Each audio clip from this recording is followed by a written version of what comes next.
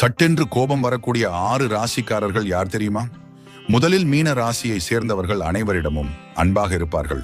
ஆனால் கோபம் வந்துவிட்டால் இவர்களை யாராலும் கட்டுப்படுத்த முடியாது. உடல் ரீதியாக துன்புறுத்த மாட்டார்கள், ஆனால் வார்த்தையால் காயப்படுத்தி விடுவார்கள்.